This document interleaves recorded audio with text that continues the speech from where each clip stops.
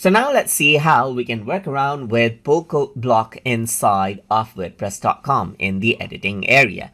So now in order to go ahead and apply the Pullquote Block right here, I can simply go around and click on the plus button and then type in Pullquote right here just like this. So once I go ahead and do that, you can see that I can actually go ahead and add in a quote. Let's say for example, may you be successful right here just like this, and you can add in a citation as you want as well. Let's say for example, I'm going to just say sample author right here just like this, 2025, let's say for example right here.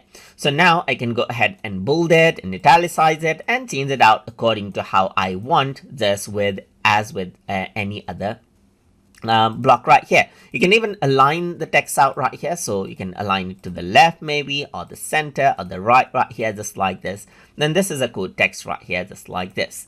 You can go around over here and then let's say for example go to the settings and change around whatever you like. You can change around the text color as with any other text. You can change around the background right here and add in different paddings and borders to this as with any other text block as well. So you can go ahead and change this out right here, and so forth, and you get this Pullquote block right here for your quotations just like this.